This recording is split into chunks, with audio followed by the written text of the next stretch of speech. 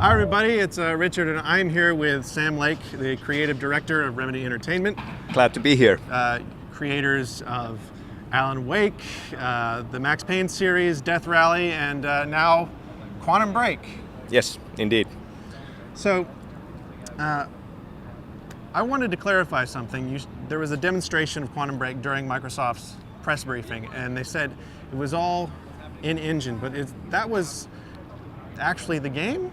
Like, was that actually someone playing, or?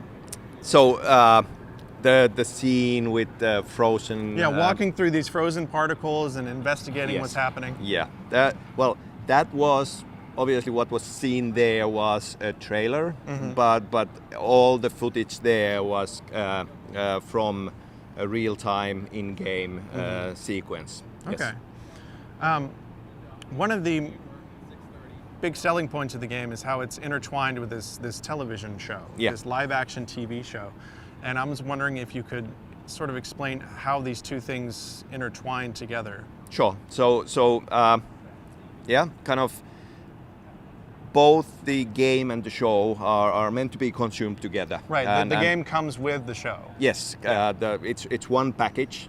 So you have to look at it almost like season 1 of Quantum Break, and that includes the game and all the episodes of the show. So, as you said, they are intertwined in a sense that kind of you watch an episode of the show, then you play an episode of the game, then you watch an episode of the show.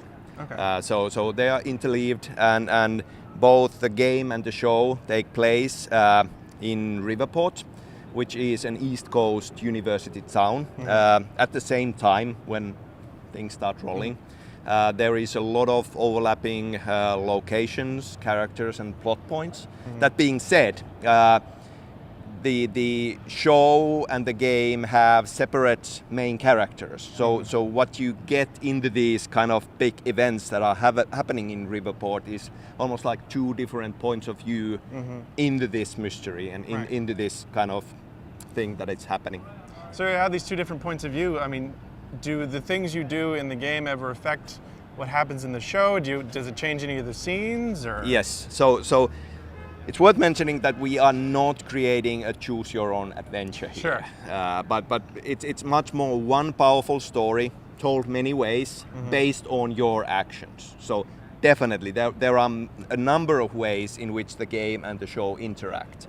The biggest and the most important one is something that we call junctions in time. So your junction moments in the game are a big part of defining your custom experience of the game and your personalized director's cut of the show. Okay. Yeah. Okay. So it's in the previews you're describing it sort of as a mystery in time, or a time mystery. Yeah. I mean, it's the theme of the whole experience is very much time, and so we have a time travel mystery in there.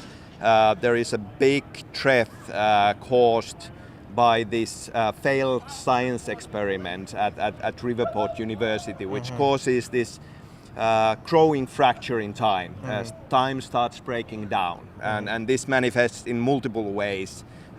In the game, time starts to stutter and it freezes. There are these localized time anomalies happening more and more. And obviously, kind of, you can see the end state and this big ticking time bomb, which is basically the end of time. Right. And that's what our heroes are racing against, trying to fix that before it happens. That's how you build suspense, is you let the audience know a couple things maybe that the characters don't know, and that's how. Yeah, very much kind of what a modern TV series does, creating cliffhangers and tight thriller pacing. Well, that leads to the question, you know, a lot of TV shows now, the seasons are very kind of compartmentalized. They tell a story, and when you get to the end of it, when you get to that last episode, you have that question, is it going to tie things off nicely and I feel good about this, or is it going to be a cliffhanger and I hate the person who made it? I mean, is it going to be... Don't hate me. Is it going to be like one nice solid story from start to finish? My question is, television, obviously, if the first season is successful, Yes. people, they want that next season. So is that the kind of planning that you're making already? Yes, definitely. We are building something big.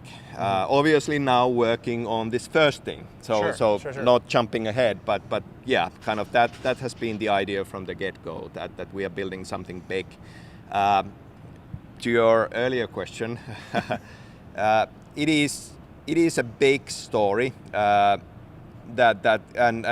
I definitely feel that it has a satisfying climax and conclusion. That being said, there are many threads in there and kind of that already point beyond. And I don't know, to me it feels it needs to have some kind of a cliffhanger in the end. Sure. I mean, we are looking into this from kind of very much part of the ambition is to figure out ways of taking that thing that TV series do and finding ways to turn it interactive. So in many ways, for example, the junction moments, they are in a way interactive version and dynamic version of a cliffhanger. You get to this junction moment, you make a decision, you see glimpses of where this is going to lead, and that's your cliffhanger. You made it yourself. Oh, that's interesting. Yeah. This is such a sort of a unique idea in that it's like an actual TV show. Like you said, it's not a choose your own adventure. It's like a real live action TV show. So how do you make it so that people who are playing this game don't feel like they're having the control taken away from them, that they're part of the whole package? Sure. I mean, there are choices you make along the way, and first and foremost, it's a big action game. So definitely, I mean, if anything, looking back to the last gen, where story in many ways in games was cinematic action gameplay, cinematic action gameplay. You play through this scene, and your reward is this cinematic. Yes. So definitely the goal is to make sure that the story and the characters are present all through the way, and that's a big part of our new storytelling technology, Northlight, which we have invested a lot. I mean, part of that is just kind of investing a lot into getting the digital doubles in there and kind of all the small flaws in the actor, kind of getting that real time in game on screen. But at the same time, there are a lot of other elements in the technology that relate to interactive storytelling in general, and kind of the big ambition naturally is that even during these big action sequences and gameplay sequences, the characters with their personalities and emotional states are very much present. So kind of for us, the goal is to say that firefights ignite the characters and kind of get that strong presence of the story and characters all through the way. And this is sort of a new idea. I mean, everyone's familiar with the idea of game engines, but this is like a story engine. It's designed to drive the story. Yeah, it's many different things on multiple levels. Kind of for us, it felt like a logical direction to take. Kind of all of our games have been story heavy, but it's kind of the next leap for us to make sure that the story and the gameplay are much more tightly woven together. Well, since they're so intertwined, the TV show and the game, that's another question. Could someone play through Quantum Break and just not watch the TV show? Sure, of course, you can do that. That being said, you are definitely missing out on something that together they form a much deeper, stronger experience. But it really is up to you.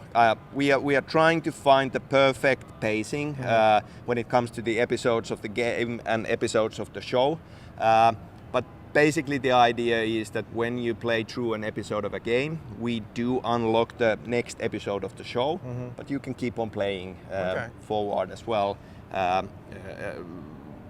in the game. And you can also kind of watch the whole show once you played it. It works that way as well. Both stand on their own 2 feet, but together kind of they form this deeper experience. Okay. I do have to ask you 1 or 2 questions about Alan Wake. Sure. I'm sorry. Go ahead. First of all, everyone's very excited about Quantum Break. It looks great, but everyone wants to know if there's even a possibility of Alan Wake 2. You're a writer. Sure. Do you write about things? You write Alan Wake ideas down and think of things you want to do with the series? Of course. And with Wake, we have plans, kind of where the story should go, and kind of. But you know, as we went through earlier on, it just didn't feel like the right time to do the next Alan Wake just now. Obviously, hugely excited about Quantum Break right now, but Wake is very near to our hearts at Remedy, and we are definitely looking at opportunities, and I'm sure that we'll get back to Wake when the time is right. Have you seen a change in the reception, or even the sales numbers and things like that, especially since now that Alan Wake is on PC and American Nightmare? Yeah. Has that done well for Remedy? Yes, certainly. Yes. I mean, it's kind of Wake has become kind of a nice cult classic, and certainly kind of the figures are. It wasn't day one a huge hit, but the figures along the way have definitely added up, and it's looking good. Okay. Another question I had about Quantum Break, actually, since it is basically designed to be a season of written entertainment. Yeah. Should players expect it to last about that long? Like if they played 1 episode a week, are they going to get 22 episodes or like that? So I think that what we have planned is kind of a deep, satisfying experience. Right now we are staying on the high level, so not actually going into the numbers of how many episodes and how long, but I think that it will be a satisfying experience, definitely. Have you considered the idea of like the holiday special concept, like sort of what we saw with the Alan Wake DLC? Well, yeah, remains to be seen. All right. I have 1 more question, and yes, it is about Alan Wake again. Is Quantum Break one of Alan Wake's stories? Are you faking everyone out? So, no. But that being said, the way we approach these things is definitely kind of they are connected in weird ways, and definitely for Remedy fans, there will be a lot of kind of familiar things from a Remedy game. And the thing kind of, when dealing with time, we are definitely dealing with the idea of multiple timelines and essentially a multiverse. Sure.